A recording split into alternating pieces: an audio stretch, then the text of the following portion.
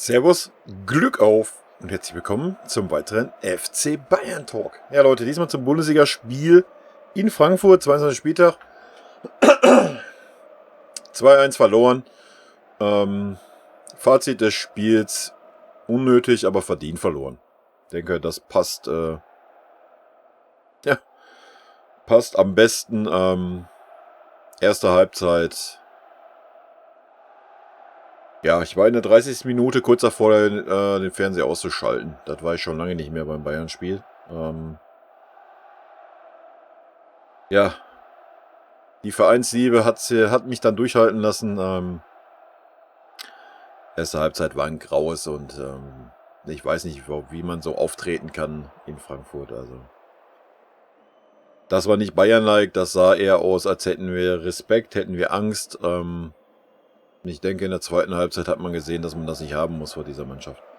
Klar, es ist Frankfurt eine Mannschaft, die eine gute Form hat, aktuell gar keine Frage, aber die Niederlage war komplett unnötig. Aber ganz ehrlich, wenn man 45 Minuten lang so auftritt und dann 2-0 zurückliegt, hat man einfach klipp und klar verdient verloren. Fertig. Ja, da muss man nicht rumreden.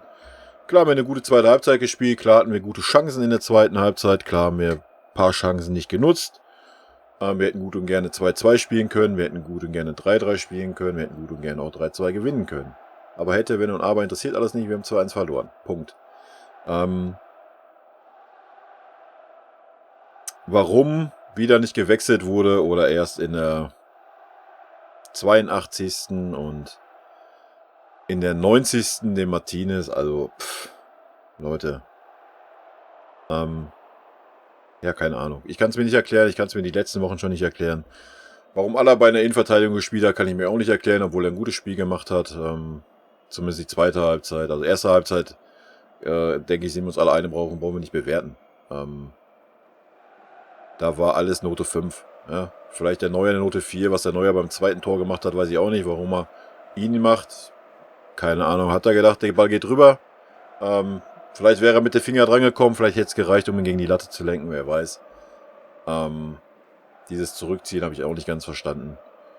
Aber gut, denke mal, der Neuer ist der Letzte, der irgendwie schuld an dieser Niederlage ist. Hatte dann noch kurz vor Ende da noch den Ball riesig gehalten. Also da gibt es keinen Vorwurf und die Dinger, ja.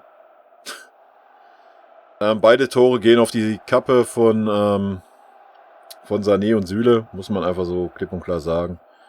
Allerdings muss man da ein bisschen Verständnis für haben, ja. Ich fand, der Süle hat es zweite Halbzeit gut gemacht, hat es auch gegen Ende der ersten Halbzeit besser gemacht. Dass er sich da ein bisschen einfinden muss, denke ich, ist normal. Aber klar musst du da einfach anders in die Zweikämpfe gehen. Ja, keine Ahnung. Schwer zu erklären. Generell irgendwie hatte ich so das Gefühl, so jedes Mal, wenn der Kostic am Ball war, wurde es gefährlich. Hätten die Frankfurter das ein bisschen cleverer gespielt, hätten wir in der ersten Halbzeit auch 3-4-0 zurücklegen können. Ja, muss man auch ganz klar sagen. Klar hatten sie jetzt nicht mehr dann die ganz großen Chancen, weil sie so die letzten Tacken vermissen lassen haben. Aber ja, deswegen, ich bleibe bei meiner Meinung. Verdient, aber unnötig verloren. Gut, bin gespannt. Wir schauen mal in die Statistiken rein. Ja, ich habe jetzt die zweite Halbzeit im Kopf. Da haben wir mehr als genug Chancen gehabt. Ich bin mal gespannt, was die Statistik sagt. Wir haben mehr als genug Ecken gehabt, wovon ja eine halbgefährlich war. Dass daran nicht gearbeitet wird, habe ich auch kein Verständnis. Sage ich ja auch erst seit Monaten. Seit Monaten. Weil, ja, gerade in so einen Spielen, auch erste Halbzeit dann, die letzten 5 Minuten war ja ein Tacken besser. Aber wenn es da nicht läuft, ja, dann machst du halt einfach mal eine Ecke rein. Aber da sind wir gar nicht in der Lage zu. Also, das ist ein Trauerspiel, Leute. Gut, Statistiken. Ballbesitz 60%. Ja, Respekt. Fouls, das sind uns nicht Zweikämpfe. 50 zu 48,6. Wo sind die 1,4? Die hat der Schiri gewonnen, oder was? Aha. Zu früh aufgemacht. Warte, ich lade nochmal. Aha. Ja, 50-50, sagen wir einfach mal. Schüsse insgesamt 13, 22, Schüsse aufs Tor 5, 6, Ecken 6, 10, Flanken 12, 22. Ja, keine Ahnung, ich hätte gerne eine Statistik. Wäre schön, wenn das mal eingeführt wäre, dass man das mal pro Halbzeit sieht. Also erste Halbzeit haben wir nichts gehabt. Ja. Muss man ganz klar sagen. Gewonnene Zweikämpfe auf unserer Seite. Sané 12, Davis 7, Kimmich 7. Kimmich hat es nicht geschafft, in der ersten Halbzeit zusammen mit Rocker auch nur ansatzweise das Heft in die Hand zu nehmen im Mittelfeld. Ja? Also wir haben im Mittelfeld die erste Halbzeit verloren.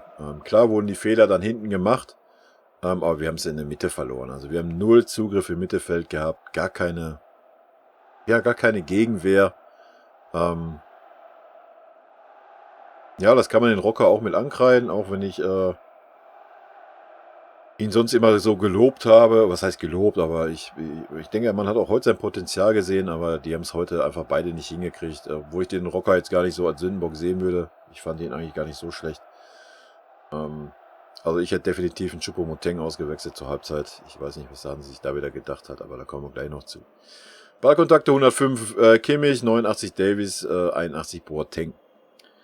Gefordert worden, schenken wir uns. Torschussvorlagen Sané 5, Kimmich 5, Coman 3. Schüsse insgesamt, Süle 4, Goretzka 4, Coman 3. Ja, ich denke, das sind auch hier die Spieler, die ein bisschen herausgestochen sind. War ganz klar Sané, auch wenn er zwischenzeitlich mal so ein kleines Tief hatte im Spiel, aber generell war er immer aktiv, immer gefährlich. Hat das Tor super vorbereitet. Kimmich war zweite Halbzeit viel, viel besser. Erste Halbzeit war das gar nichts, aber erste Halbzeit war von allen gar nichts. Coman fand ich auch sehr stark, zweite Halbzeit. Auswechslung habe ich auch nicht verstanden, habe auch die Sané-Auswechslung nicht verstanden. Davies wurde auch immer besser. Immer mehr Offensivdrang habe ich dann auch nicht wirklich verstanden. Diese komischen Wechsel da die letzten 10 Minuten. Also keine Ahnung, da hätte man... Ja, also wie gesagt, ich hätte schon zur Halbzeit einen Choupo-Moting ausgewechselt. Man hat einfach gesehen, ja, wir spielen mit einem Mann weniger, Leute. Das hört sich traurig, das hört sich hart an. Ich kann mich an eine Aktion in der zweiten Halbzeit erinnern. Eine. Von dem ganzen Spieler. Also ich verstehe nicht, was der da auf der 10 spielt. Ich verstehe es nicht. Ich meine, gut, wir hatten das Thema letzte Woche gegen Bielefeld. Da hat man schon gesehen, dass das nicht funktioniert, ja. Dass er einfach eine Graupe ist gegen Bielefeld. Und dann lasse ich ihn 89 Minuten gegen Frankfurt spielen. I don't know. Geht in meinen Schädel nicht rein, Leute. Er hat keine Bindung zum... ich hätte mal gerne eine persönliche Statistik. Er hat keine Bindung zum Spiel gehabt. Keine. Er hat gefühlt nicht einen Zweikampf gewonnen. Die ersten 60, 70 Minuten lang. Nicht ein Pass. Der konnte noch nicht mal den Pass. Wann war das? 75. Bei dem Konter? Junge, du brauchst den Pass doch nur. Wer spielst du ihn direkt schon ab? Nein, da renne ich erstmal 30 Meter, um dann noch einen Pass zu spielen, wo man sieht, dass das ein Fehlpass wird. Junge, gib doch mal ein bisschen Gas in den Ball. Also der Typ ist gar nichts heute. Der ist gar nichts. Der hat bei unserem Verein nichts zu suchen. Der kann menschlich, kann er ja super sein. Super. Alles toll. Sportlich ist er eine Wurst, Alter. Eine absolute Wurst. Ich hatte ja ein bisschen Hoffnung, wo der zu uns gewechselt ist. Aber es ist eine Wurst. Er ist nicht tauglich in unserer Mannschaft zu spielen. Das ist eine Frechheit, was der liefert. Punkt. Junge, der Musiala war 8 Minuten auf dem Platz. Der hat 3 gefährlichere Aktionen in den 8 Minuten gehabt, wie der Choupo-Moting in 80 davor. Warum stellt man den nicht auf? Wo ist der Sinn? Leute, das kann man doch nicht nur als Fan so sehen. Das muss man doch als Trainer so sehen. Das sieht man doch im Training, dass das eine Graupe ist. Och ja, aber ist ja menschlich so nett. Er ist angesehen in der Mannschaft. Verpiss dich aus unserem Verein, Alter. Junge, ey, was sind das für Leistungen? Da kannst du in die 3. Liga gehen. Selbst da reicht das nicht. Junge. Levi auch heute wieder scheiße. Das Tor hätte jeder gemacht, Alter. Den hätte sogar ich reingestolpert. War auch eine Frechheit. Levis Leistung war eine Frechheit. War schon gegen Bielefeld eine Frechheit. War heute wieder eine Frechheit. Junge. Ohne Müller hängt er einfach in der Luft da und weiß auch nicht, was er machen soll. Dann rennt er außen rum, dann rennt er da rum. Dann rennt er außen rum und flankt rein. Ja, auf wen flankst du? Auf wen flankst du? Ja, auf den Torpfosten, weil da sonst keiner steht, außer 3 Frankfurter Spieler. Weil wir ja einen zweiten Stürmer auf dem Platz haben, der Choupo-Moting heißt, der keine Ahnung, wo er ist. Wahrscheinlich steht er außer an der Eckfahne oder was weiß ich, was der macht. Junge, Junge. Also offensiv war das ein Graus. Ein richtiger Graus in der ersten Halbzeit. Zweite Halbzeit auch, ja. Zweite Halbzeit haben wir es halt gut gemacht.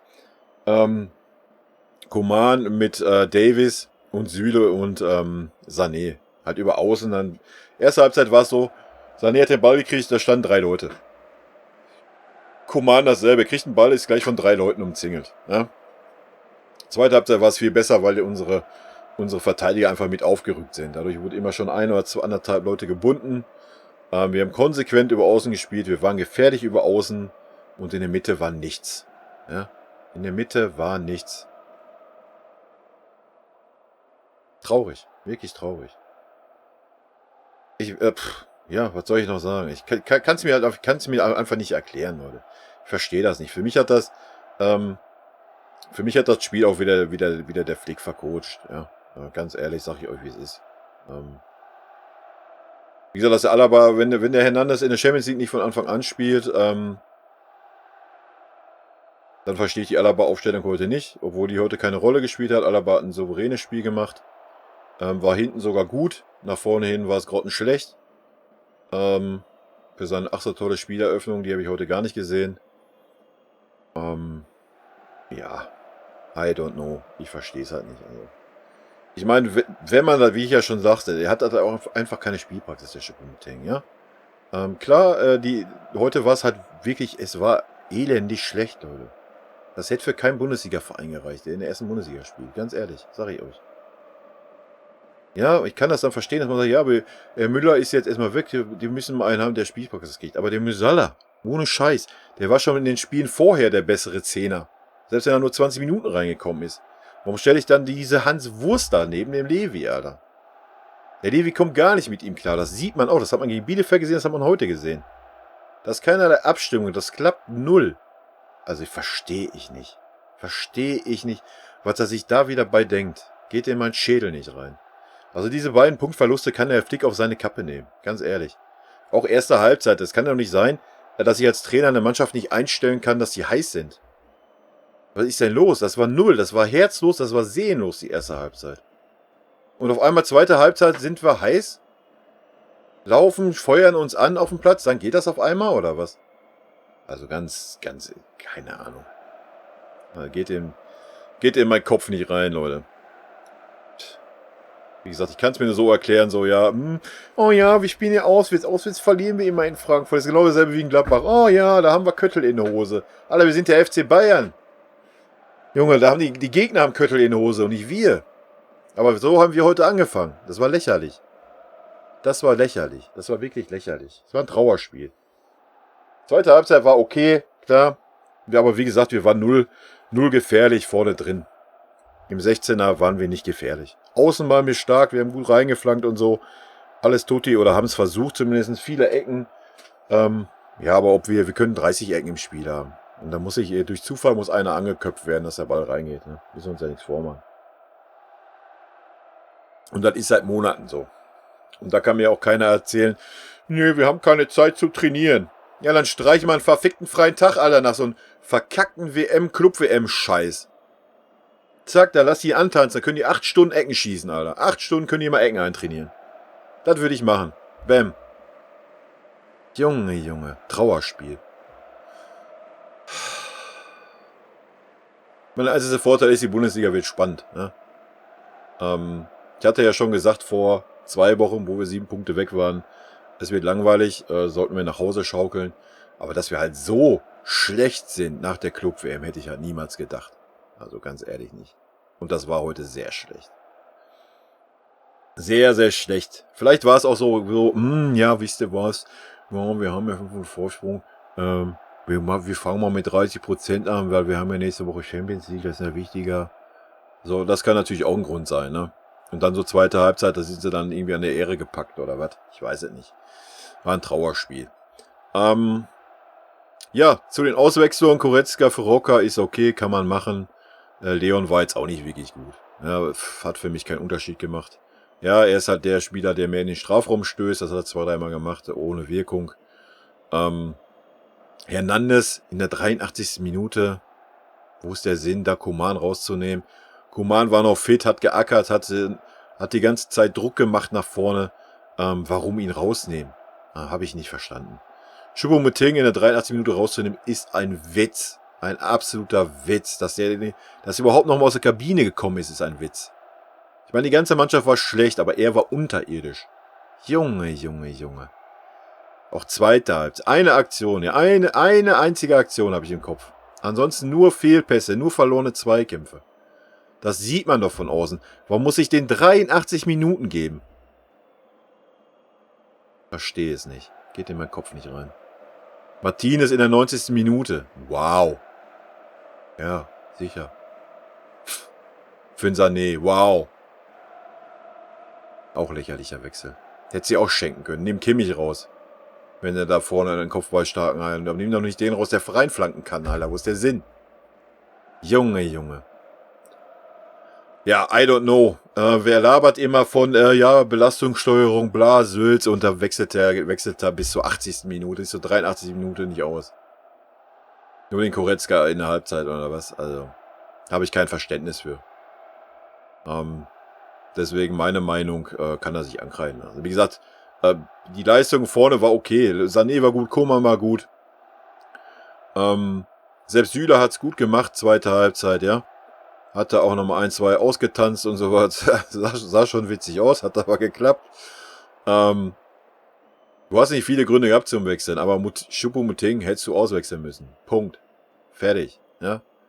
Und wenn du einfach was ändern willst, dann hättest du zur Not auch nochmal einen Levi rausnehmen können. Kannst dir auch mal einen Dämpfer geben, weil der war auch schlecht, die beiden Spiele. Fertig. Stell irgendeinen anderen da vorne rein. Stell Martinez da vorne rein, was weiß ich. Ja, ist natürlich eine dumme Idee, Martinez da reinzustellen. Stellen Sané dahin oder ist doch wurscht. I don't know. Klar hast du ein bisschen vielen Alternativen da vorne im Sturm. Aber du hättest den Musala einfach viel eher bringen müssen, Leute. Viel, viel eher. Aller spätestens 60. Minute. Aber wie normal hättest du den zur Halbzeit schon direkt bringen müssen. Also, das war ein Trauerspiel. Ja, das ist meine Meinung, Leute. Ich will gar nicht jetzt hier mich noch 100 Mal wiederholen. Ja, ich denke, ich habe alles gesagt. Ich gucke nochmal eben. Spieltag. Weiß nicht, wo Leipzig spielt. Bei Hertha, ja gut, das wird auch nicht einfach für Leipzig. Ja, ansonsten, wir können auch einen Blick hier auf die Tabelle werfen oder was. Waren ja auch wieder Top-Ergebnisse heute. Mainz, Union. Ja, Union hätte man vielleicht noch erwarten können, obwohl ich habe das nicht erwartet. Ja, ich würde sagen, wenn die Schalker heute verlieren, gehen die Lichter komplett aus. Tabelle.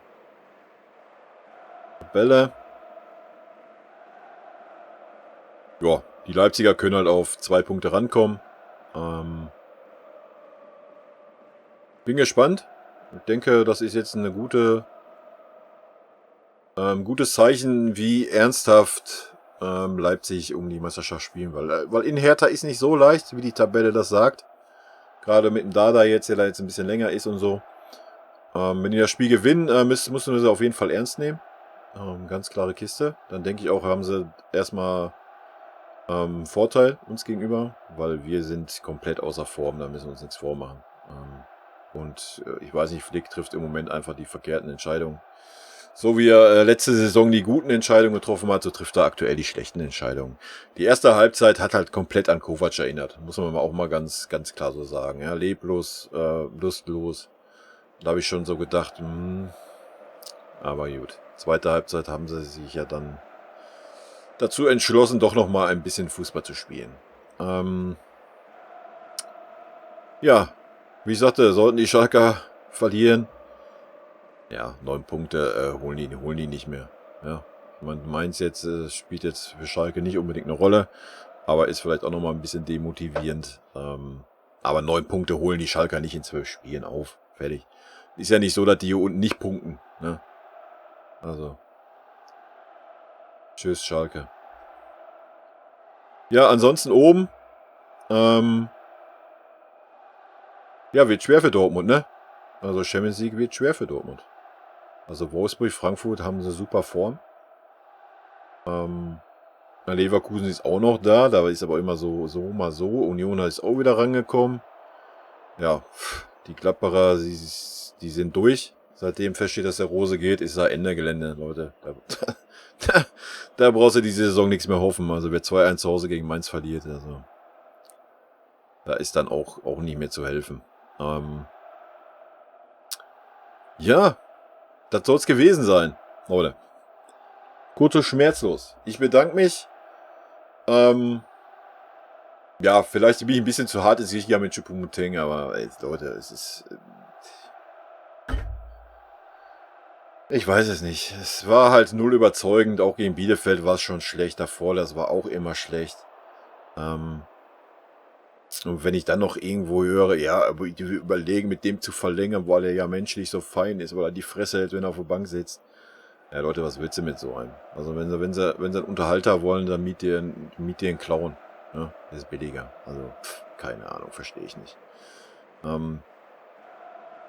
Ja, wie gesagt, man kann ihn ein bisschen in Schutz nehmen, so keine Spielpraxis und sowas. Hat der Müsala aber im Gegensatz auch nicht. Und wenn der reinkommt, ist gleich Feuer da. Also gerade gegen die Frankfurter, die die Mitte so zugemacht haben. Klar war es schwer, hat man auch bei Levi gesehen. Ja, aber da muss man als Trainer einfach reagieren. Und das hat der Flick nicht. Ja, also von daher, diesen Spieltag mal wieder Flick, Note 6. Ja, erste Halbzeit hat er kein Mittel gehabt. Wurde komplett überrumpelt von der Taktik der Frankfurter. Muss man auch mal ganz klar sagen. Zweite Halbzeit, ja, hat er sie dann drauf eingestellt. Alles gut, aber da stand schon 2-0. Ne? Bam. Ja, und ein 2-0 holt sie halt auch nicht immer so auf. Ne? Muss man auch ganz klar sagen. Und von daher wiederhole ich einfach mein Fazit nochmal. Ja, verdient verloren, aber unnötig. In diesem Sinne, rot-weiße Grüße gehen raus. Bleibt gesund, habt eine schöne Woche. Wir hören uns nach der Champions League wieder. In diesem Sinne, tschüssi.